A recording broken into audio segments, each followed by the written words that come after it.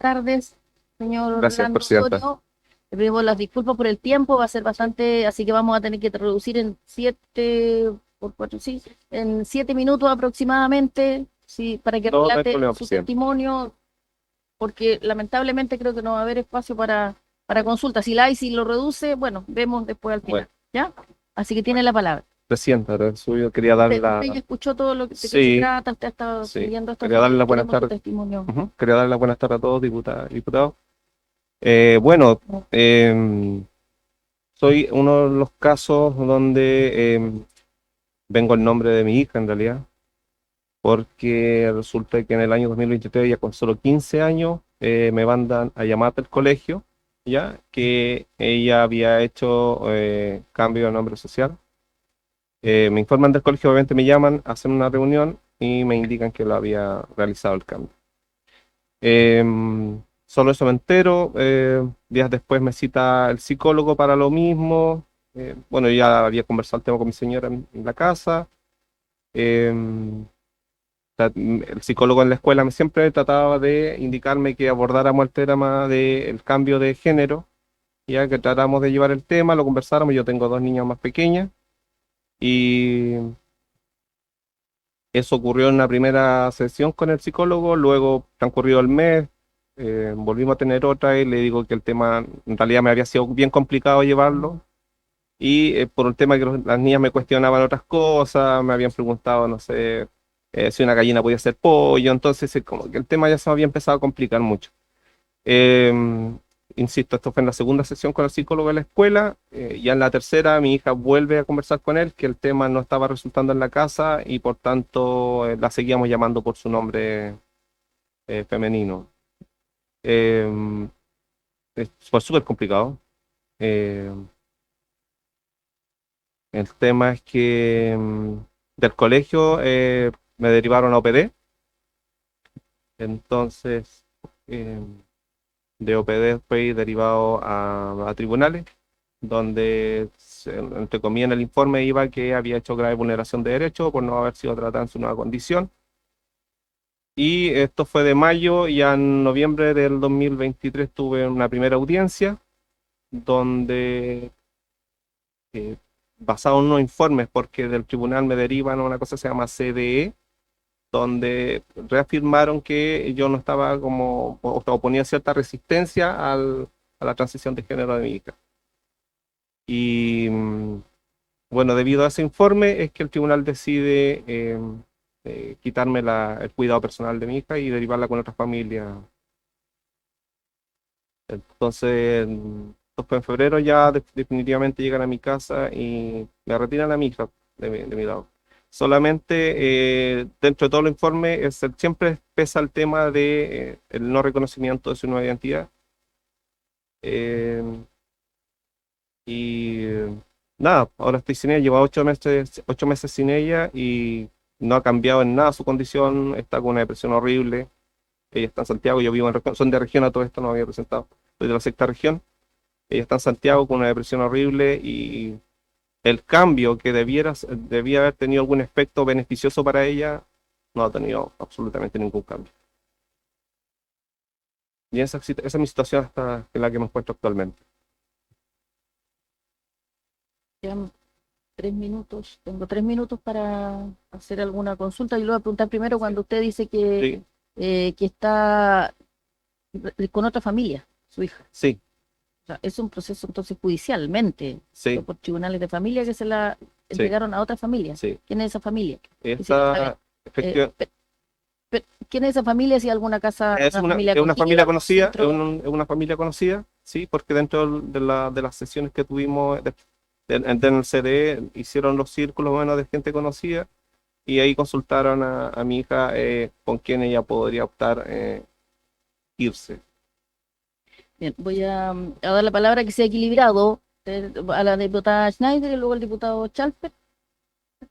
Muchas gracias, Presidenta. Yo solamente quería hacer un comentario porque creo que aquí lo que estamos analizando son precisamente las actuaciones de órganos del Estado, particularmente del Ejecutivo en torno al programa de acompañamiento de la identidad de género, a la hormonación, pero los tribunales de justicia no son parte del Poder Ejecutivo, como bien aquí todas y todos sabemos. Los tribunales de justicia son los que están a cargo precisamente del cuidado personal de los niños, niñas y adolescentes, y creo que no tiene... ¿Puedo continuar? Sí, Muchas gracias. No tiene sentido vincular de alguna manera el programa de acompañamiento de la identidad de género con causas que tienen que ver con los tribunales de justicia que toman sus propias decisiones, que son un poder autónomo. Ni en la ley de identidad de género, ni en el reglamento en torno a el programa de acompañamiento de identidad de género hay normas relativas al cuidado personal de niños y niñas. Eso es una materia que resuelven los tribunales de justicia a la luz de la ley, de nuestra ley vigente.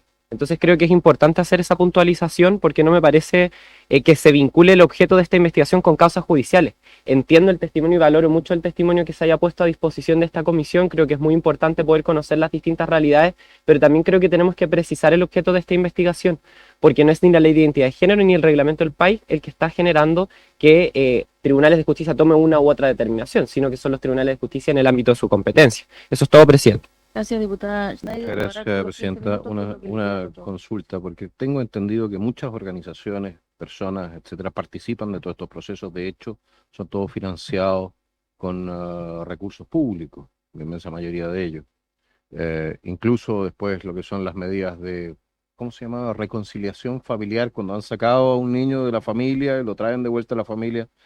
O sea, primero hacen el daño, después se supone que van a corregirlo.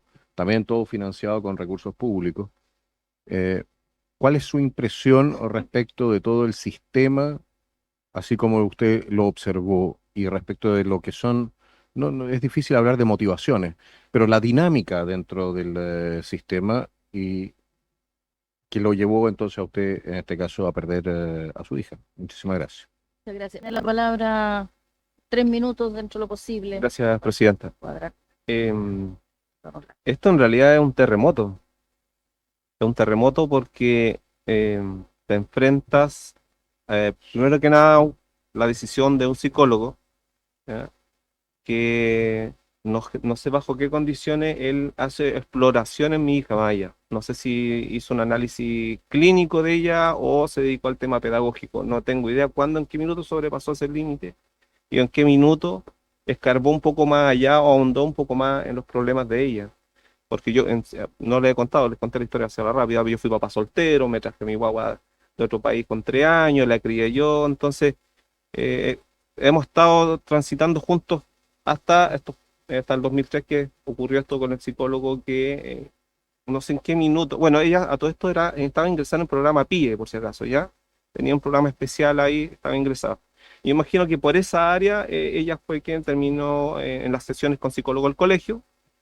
Eh, y lo que más me salta la duda es en qué minuto mi hija, que pasó a ser una adolescente, que en la casa tenía una vida, bueno, la casa en realidad era lo cotidiano, en su dormitorio, a veces estaba con nosotros viendo televisión, redes sociales, y llega un punto, hay un quiebre en el 2024, o sea, disculpe, en mayo del 2023, que de verdad era no conocer a la persona que ya empezó a llegar a la casa, más depresiva. Después que me hacen llamar del colegio para el tema de la transición, ahí me empieza a hacer match más o menos qué puede estar ocurriendo con ella.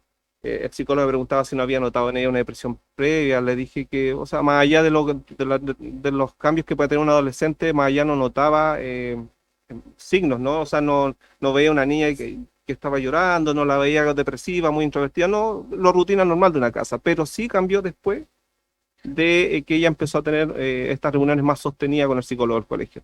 Entonces, yo me preguntaba, junto a mi señora, ¿en qué minuto este psicólogo cruzó ese umbral de lo pedagógico o de lo educativo, que debería ser su ámbito, al tema clínico? Porque cuando yo tengo una entrevista con él,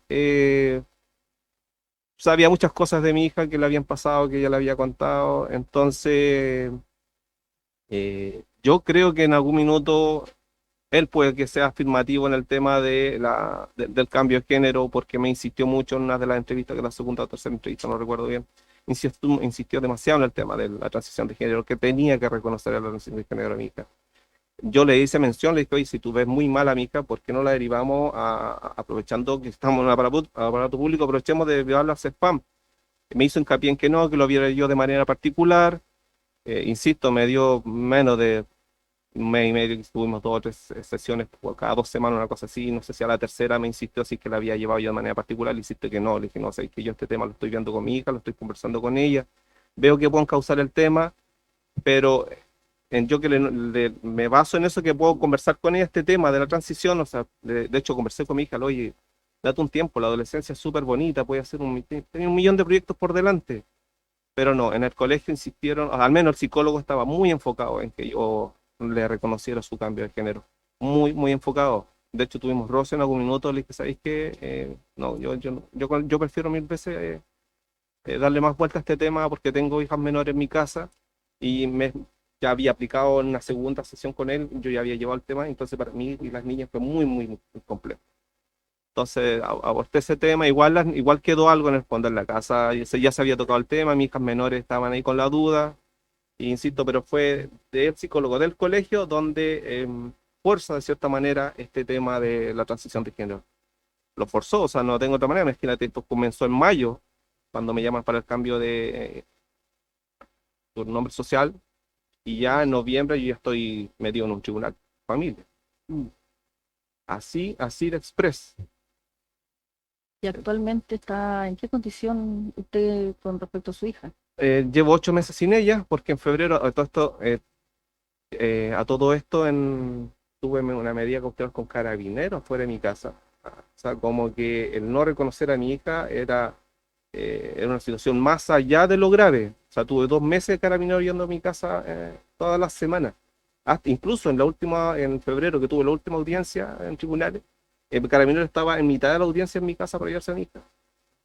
Porque las consideraciones el informe que se emanó del colegio a través del psicólogo tenía unas características pero horribles. Yo las leí, sí, eso fue lo otro que cometí un error. No haberme metido antes al Poder Judicial a ver las causas, y a final de año cuando los veo estaban horrorosos. O sea, tenían violencia física, psicológica, de todo. Todos los elementos para que mi hija saliera lo más rápido, o sea, o, entre comillas, este tema se resolviera lo más rápido posible.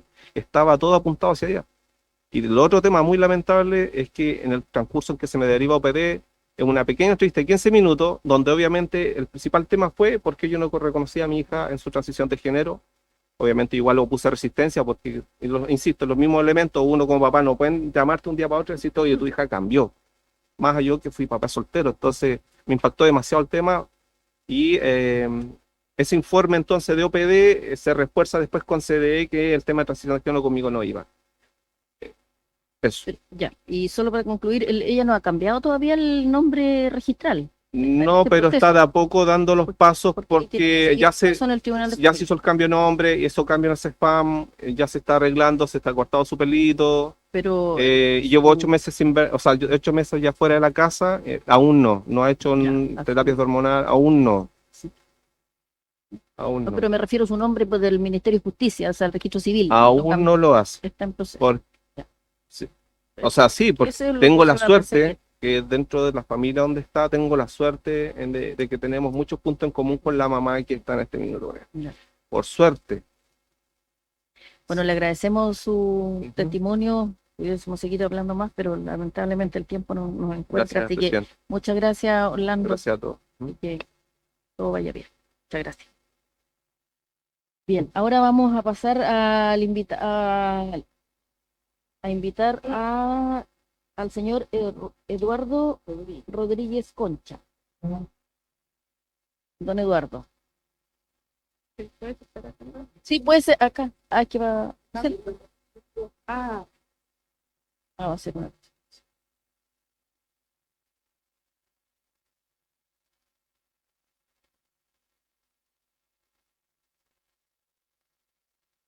Y acá le ayuda.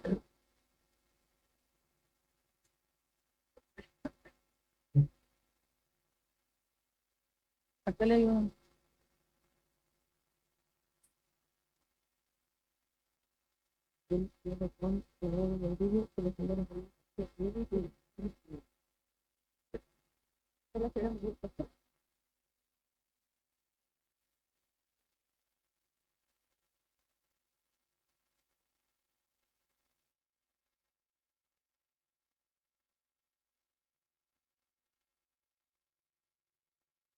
Tiene que llegar a la- 35. Porque está el 15.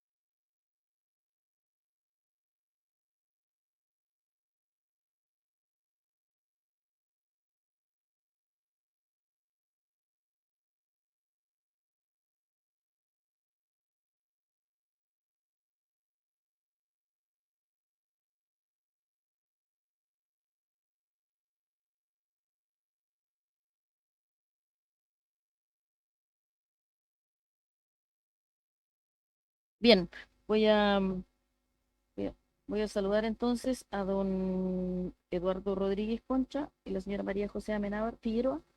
Vamos a dar 15 minutos, que es lo que nos queda para el testimonio de ustedes, entre lo que ustedes pongan y lo que vamos a consultar la diputada. Entonces, le voy a pedir que si puede, o sea, usted va, su presentación sea, ojalá, no quiero pautear, pero con el tiempo para que pueda haber, Vamos a para que tratar sea de equitativo. explicarlo Vamos a hacer lo mismo que el otro bueno. testimonio al mismo tiempo. ¿Ah?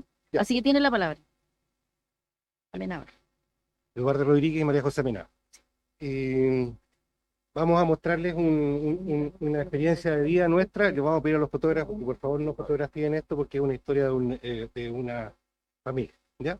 Y después de esto les vamos a contar un poco qué es lo que nosotros A pedimos. ver, pero les quiero hacer salvedad que esto Sí, sí, está claro. televisado Ya lo sé. y están las fotos de los niños van a aparecer. Sí lo saben. Tiene la palabra don Eduardo. Tiene la lista.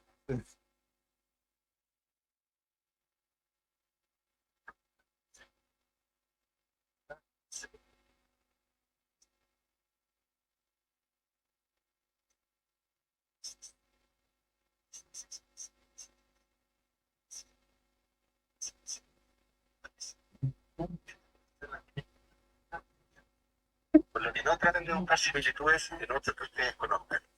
Al ser tan curiosa, hay pocos especialistas, se habla poco de ella y en general se esconde, aleja, asusta e incomoda. Las cifras son lapidarias.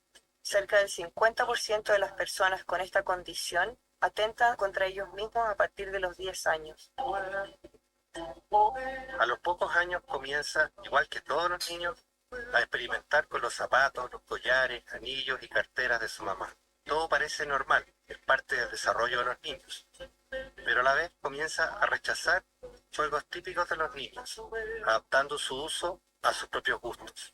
Así, por ejemplo, el carrito del supermercado se transforma en un coche de muñeca, el casco se transforma en una cartera, prefiere el rosado sobre otros colores. Nosotros como padres lo observamos y queremos pensar que todo es parte de su experimentación.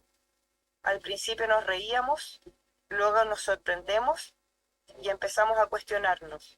Cuando ya comienza a hablar y a desarrollar frases, de las primeras cosas que declara es «soy una niña», a los 2 años y medio. Y mirando nuestra cara de sorpresa, aclara «estoy jugando». Pero dentro de él iban surgiendo preguntas y miedos al sentir que era distinto. Expresa textos como yo tengo un problema, siempre pienso en cómo sería ser niña. O también dice yo quiero ser una niña con el pelo largo. O papá, yo no voy a tener barba porque soy niña. Quiere ir de princesa a los actos y nosotros comenzamos a preguntarnos si esto sigue siendo normal. Algo va pasando en su interior que intenta decirnos de alguna forma. Se sabe diferente, pero eso no le impide tener amigos, jugar, vivir feliz. Comenzamos a consultar diferentes especialistas buscando una opinión. y secretamente deseando que todo lo que observamos en nuestro Borja sea parte de su experimentación y de la normalidad. Vamos al pediatra, psicólogos, psiquiatras, cirujanos, endocrinólogos, incluso alguna esotérica, buscando explicaciones, buscando respuestas. Nadie es experto, muchos no conocen el tema. De cada conversación logramos sacar algo. Hay una gama entre lo femenino y lo masculino. Cuidar su educación, pues su vida puede ser dura. En este país no hay nada que hacer con niños así, mejor reprimir. Dejarlo experimentar para que descubra su identidad. Quizás podrían pensar en cambiar de país. Finalmente llevamos a Borja a un psiquiatra que descarta cualquier patología, pero que nos dice que su identidad está poco definida. Luego, una psicóloga logra diagnosticarlo con disforia de género y una ola de pánico, prejuicio, vergüenza, pudor y desconocimiento se nos viene encima. Luego el choque inicial, el miedo, los prejuicios y nuestro propio cuestionamiento de qué habíamos hecho mal, comenzamos a observar. Le dimos libertad en la casa para ser quien quisiera ser y tomamos muy en serio la sugerencia de que, por sobre la sociedad y nosotros mismos, Borja fuera la prioridad, sin reprimirlo y tampoco estimulando. Lo dejáramos ser. El 2015, Borja va a una psicóloga especialista en estos casos y nos enteramos que él mismo se ha asignado un nombre femenino, Emma. Nos pide ser tratado como niña en la casa, usar el pelo más largo y comprarle juguetes de mujer. Sin entender mucho todavía qué ocurriría a futuro y cómo irían desarrollándose las cosas, comenzamos a hacernos cargo de nuestra realidad. Así nos dice: perdón, porque sé que a ustedes les costó elegir mi nombre, pero yo lo quiero cambiar por Emma. Mamá, cómprame algo, cualquier cosa, pero que sea de niña. Agradezco a Dios por mi familia, que me quiere tal cual soy. Mamá, juguemos nosotras contra los hombres. Dice, si quiero ser mujer, tengo que empezar a atreverme. El verano del 2017 es muy marcador. El viejo pascuero le regala un bikini, primera ropa femenina que no es del tipo disfraz, y con eso se atreve a salir al mundo de Emma. Las personas en la calle lo reconocen como mujer y cada expresión de linda o princesa es un logro para ella que nos comparte con infinito orgullo. Sabemos que esto es lo que ella quiere con todo su corazón y con toda su alma. Nos pide hablar con el colegio para ser Emma en todas partes y para todo el mundo. Hemos dilatado esta transición lo más posible, esperando que esté preparada y segura de lo que ello implica. Compartimos sus miedos e incertidumbres, pero también compartimos su necesidad de mostrarse tal cual se siente y la libertad y plenitud que experimenta al dejar de actuar de Borja y ser Emma, quien siempre ha sido. A pesar de sus 8 años, de los costos que esto pueda tener y de arriesgar a quedarse sin amigos, ella quiere ser Emma, con todo su corazón y con toda su alma. Es un homenaje a la Emma, nuestra Emma, la que siempre ha sido feliz, sana, segura, amada.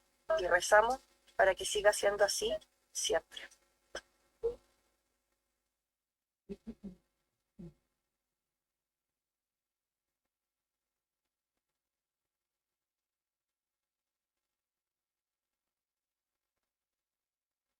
Bueno, lo que quisimos plantear aquí es un proceso, ¿no? Si puedes poner 2 láminas que hay aquí.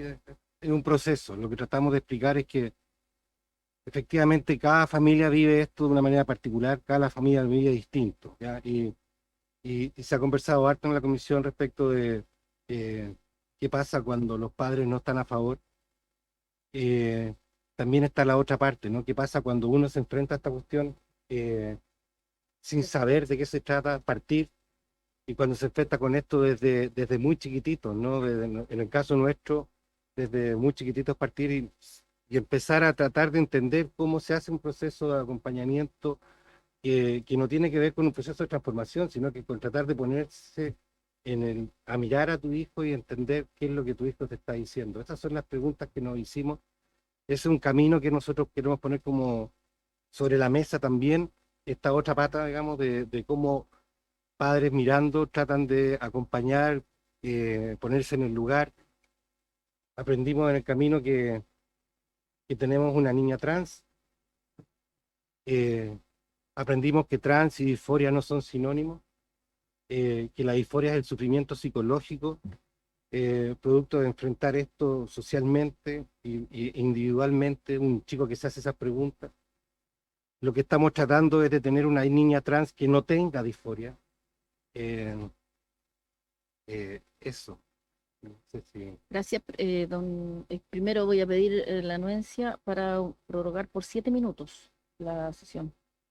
Ya. Puede continuar la señora. 7 minutos, María 8 José. minutos, porque ya perdimos uno. 8 minutos. No, yo solo quiero decir que María este video se hizo cuando la Emma hizo la transición social, que es que en el colegio se le empezó a decir Emma. Estamos hablando hace 7 años, no se hablaba de esto, la ley de identidad de género todavía no existía, que la vivimos juntos. A la Emma no le alcanzó la ley de identidad de género, pero para eso se hizo este video, para tratar de explicar que nosotros no éramos unos locos y que no era que la Emma se despertó un día y dijo, yo quiero ser Emma y vamos corriendo a que sea Emma. Y luego de eso, de que le dio espacio, porque en ese minuto era muy chica para decidir, todo el mundo nos decía, pero es muy chica, pero nosotros llevamos 8 años escuchándole esto. Y ni un tipo de arrepentimiento ni de duda, porque hasta el día de hoy yo le pregunto, ¿te arrepientes? Y nos reímos un poco de eso.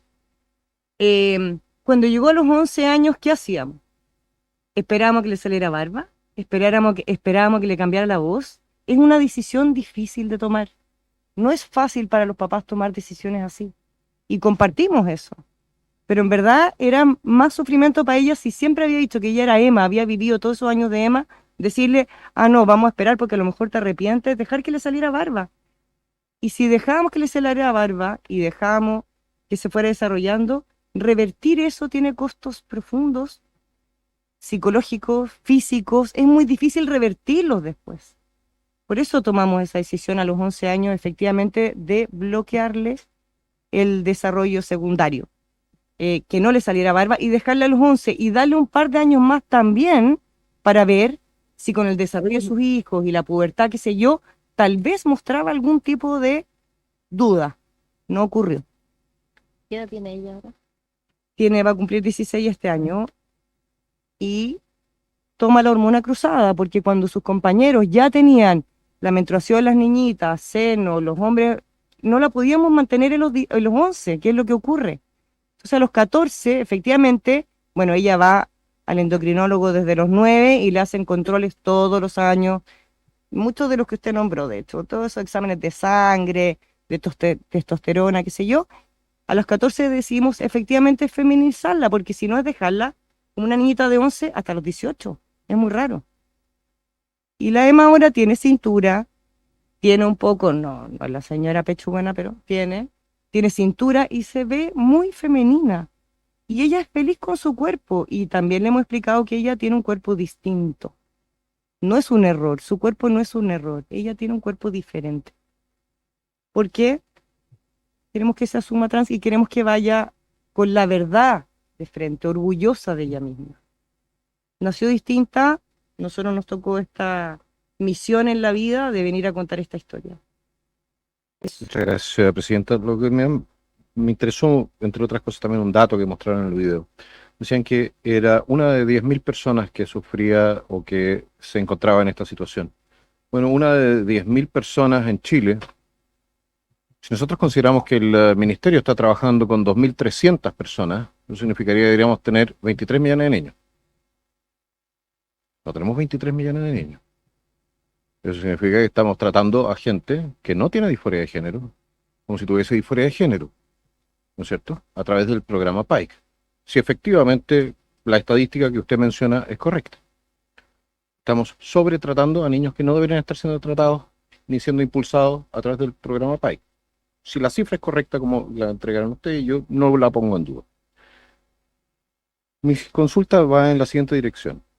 Se sabe también que el 90% de los niños que tienen disforia de género terminan autorregulándose después de la pubertad cuando no hay intervención alguna.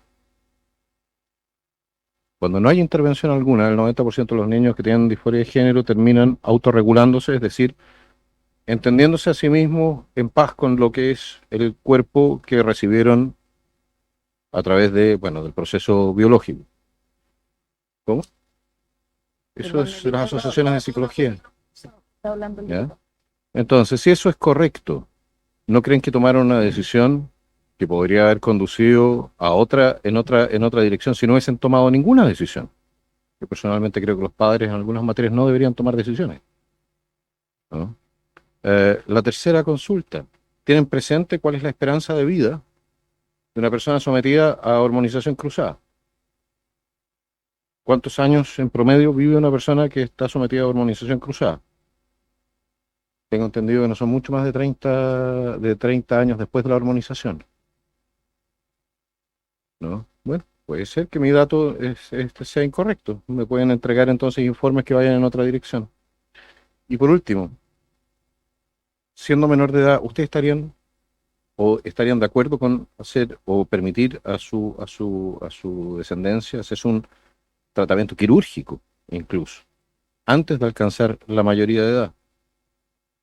Muchísimas gracias, señor presidente. O sea, solicitarle solamente, Presidenta, si es que podemos hacer la solicitud también a los diputados cuando presenten datos que puedan respaldarlos y enviar los informes de los cuales los sacan, o al menos citarlos en sus intervenciones, porque precisamente eso genera una confusión o puede generar Bien. desinformación. Muchas gracias. Bien. Sí, perdón. ¿Alguna Me solicitud? consultaron, señora presidenta, cuál era el estudio. El estudio es Zucker, Bradley y Strenzma, Bien. para que quede en el acta entonces cuál es la fuente de mis afirmaciones. Muchísimas gracias, señor presidente. Agradecer. ¿Sabe? No sé qué se sabe, habría que ver qué es lo que se sabe de la información. En realidad la cantidad de personas trans que existen en Chile, no tengo idea. En realidad no nos corresponde a nosotros como padres tener esta información, más bien le corresponde al Estado proveer esa información. Porque es algo que también nos preguntaron cuando se estaba conversando de la identidad. Bueno, ¿y ustedes saben cuántos son? No, ni idea. ¿Cómo vamos a saber? Somos papás. Ya, eso es lo primero. Ese video se hizo hace un montón de tiempo atrás. Por tanto, si hay otra información puesta sobre la mesa, maravilloso.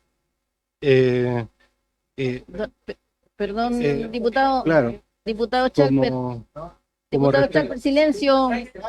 Perdón, diputado Kaiser, ya, que se me como, el que están los dos en la, ya. ya. No, por favor, No, o vamos sea- no interrumpan, voy a pedir que nadie interrumpa para que pueda Sí. don Eduardo terminar y dar la respuesta a todos. Nosotros, Eso es lo que estoy tratando, ¿no? Como que la cifra oficial en realidad, me parece que lo más oficial lo ha planteado la ministra aquí, ¿no? No nosotros, respecto incluso de los valores, del $1.000.000 por persona trans atendida.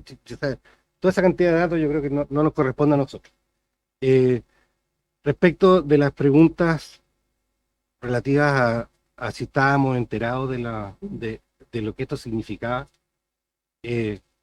claramente hicimos todo tipo de preguntas y leímos todo tipo de cosas a las que nosotros tenemos acceso. Conversamos largamente con psicólogos, con psiquiatras y con endocrinólogos.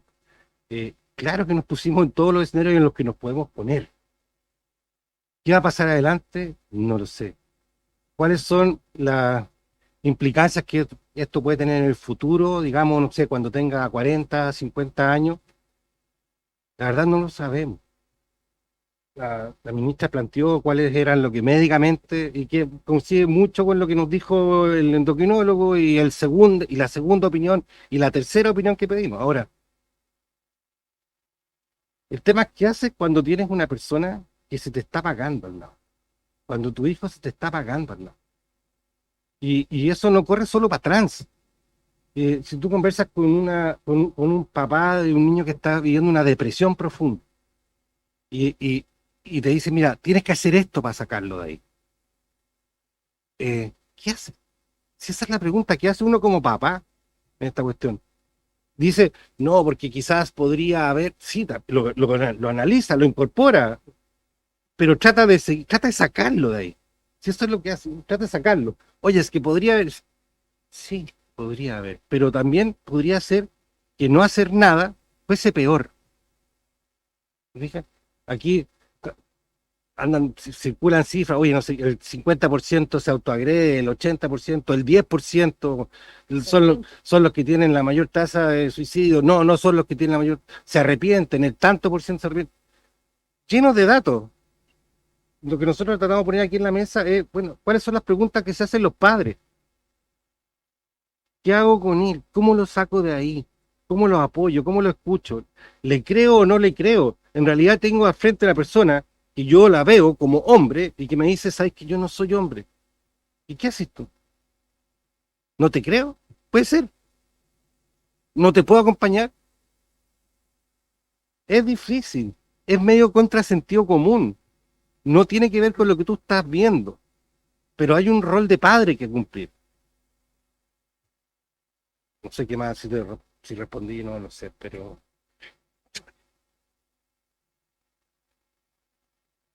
El informe CAS, por supuesto que lo recibimos, por supuesto que nos informamos y todo, pero no hay suficiente evidencia y la evidencia se va a tener que ir construyendo.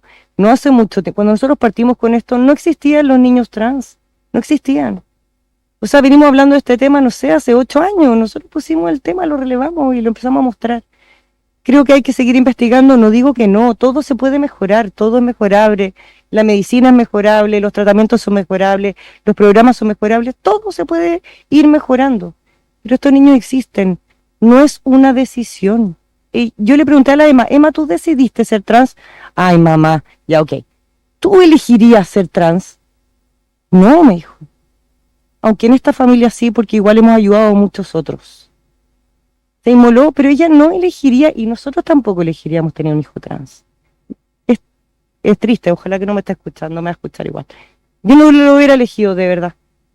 Pero ¿sabéis que estamos en esto? Nos tocó esto, y no hemos tenido que educar y educarnos a otros. Partimos educándonos nosotros. Para mí no existía, no sabía lo que era. Y jamás se nos hubiera manifestado si nosotros no fuéramos tan tradicionales. Porque si fuéramos súper liberales y todo, ¿qué nos hubiera importado que esta criatura anduviera con polerón en la cabeza siempre y se quisiera pintar las uñas y se vistiera de princesa? Y que quiero que mi cumpleaños sea rosado. Nosotros no lo entendíamos y nos educamos.